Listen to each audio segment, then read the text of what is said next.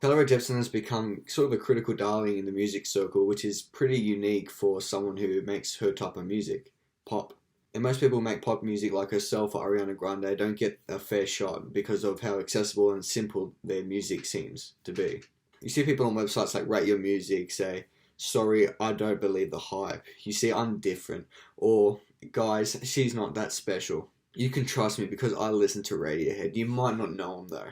But you should believe the hype. And best believe that she's special because she is the greatest pop artist of all time. Let me explain. Now, what's the first thing that pops to your mind when talking about Carly Rae Jepsen?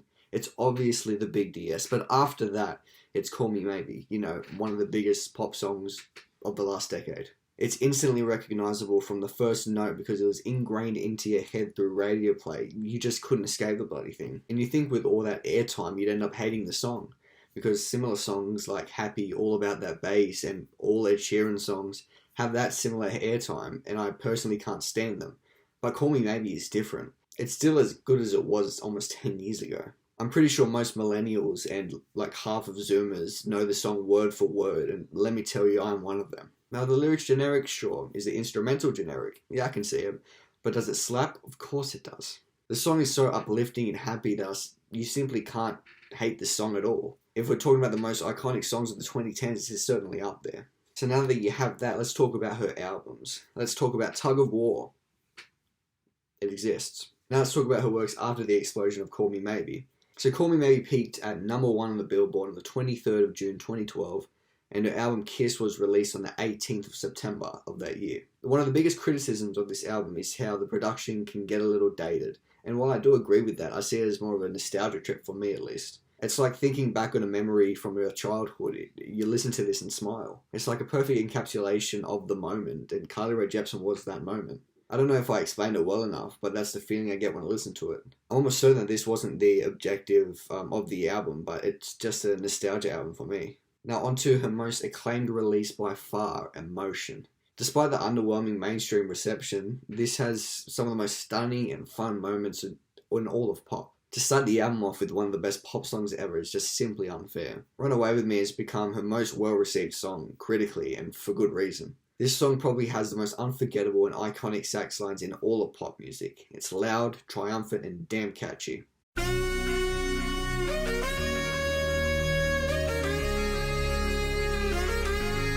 don't want to harp on this song for too long, so I'll link the Mike the Snares video on it because he does a great job in breaking the song down.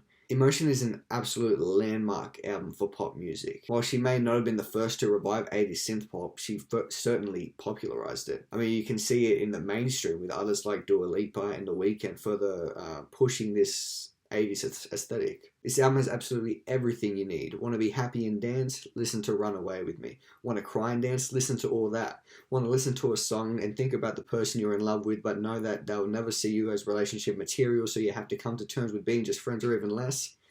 Listen to Your Time. I personally think that this is one of the best albums of all time, like period. The way almost every song sticks in your head after the first listen is something I rarely get with albums like this, and I think it's genuinely perfect. And after that, in 2019, she would continue her winning streak with Dedicated. This is a much more dance-focused album compared to her previous works, which is saying a whole lot. I mean, look no further than the first track, Julian, to find the beautifully contagious rhythms and the catchy melodies. This album, I feel, has less of a story compared to Emotion, but is more of a collection of songs that just make you want to fall in love and just put a smile on your face. I mean, the first 4 tracks are certified slappers that will never cease to amaze me through every listen. Julian I've already talked about, it's amazing. No Drug Like Me has a more low-key track that slaps you in the face with a unique chorus.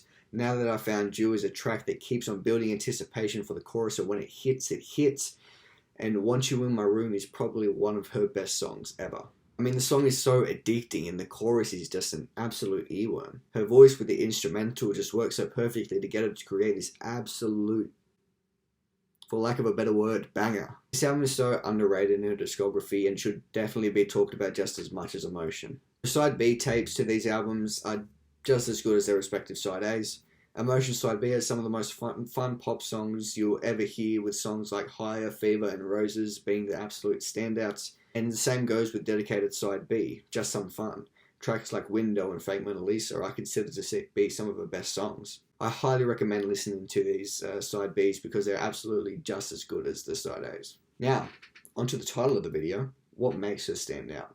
Firstly, an aspect in her music that I feel is very underrated is her voice. While I don't think she has the most diverse vocals ever, she most certainly has one of the most playful and cheerful voices you'll ever hear, which I think is a reason why I return to her music so often. It helps to escape from the mundaneness of life and join her in her jovial world that she's created. I think the tracks that best show this are Turn Me Up, Let's Get Lost, and Automatically in Love. These tracks have such a playful feel to them that you just can't help but be happy when you listen to them. However, she can not only convey playfulness, but she can deliver some introspection. Or sometimes I think artists with her type of playful voice can feel a little corny when they're trying to be introspective.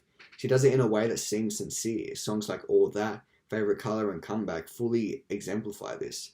And it just shows that the slower ballads can be just as good as the dancier ones. And secondly, we have style. After Kiss, everyone probably thought that Carly Rae Jepsen would be just another mainstream pop artist who doesn't take any risk and stay safe. Boy, were they wrong. With Emotion, she completely changed her sound, adopting an 80s synth pop aesthetic and putting a modern spin on it. Could this change be seen as a reason for her fall off in the mainstream? Maybe. But in the long run, I think it certainly helped her career because she's now seen as an underdog figure in pop, which is a good thing. And she's one of the most beloved pop artists probably I've ever seen. While she may not have the mainstream success of a Justin Bieber, you best believe she makes better music. It's not very often you see an artist as big as she was change her style so quickly and take risks like this that all you can do is applaud her. To go from an album like Kiss that had very heavy mainstream influence to an album that modernizes 80s synth pop is practically unheard of until now. Even with Dedicated she changes, as slightly as it may be. I feel like Emotion takes more of an aesthetically beautiful approach to synth pop,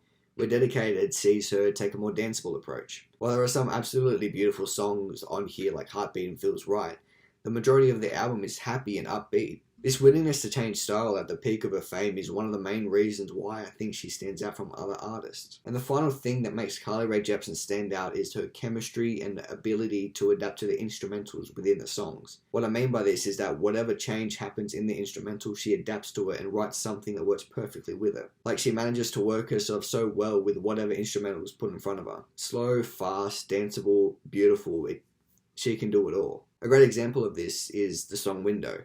She pauses with the instrumental, and while most artists may compromise lyrics to fit the instrumental, she doesn't. She manages to fit every word she needs within these tight spaces. Another song where I feel this happens is on Let's Get Lost, where her voice just feels right, you know? When the chorus hits and the subtle funky guitar really just makes the whole song for me. It makes the song feel so fluid and jubilant, and this mixed with her voice makes the track an experience.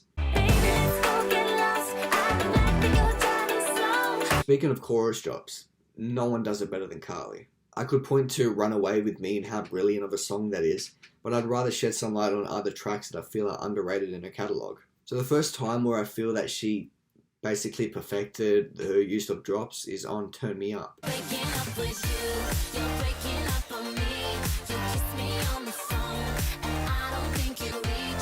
The drop is so loud and powerful, and along with that, the chorus is catchy as fuck. I mean, the first time I listened to this, I repeated the song a good dozen times. And while this is a pretty traditional drop, it still hits as hard as any pop song you ever hear. And the final song that I'll talk about is Want You In My Room.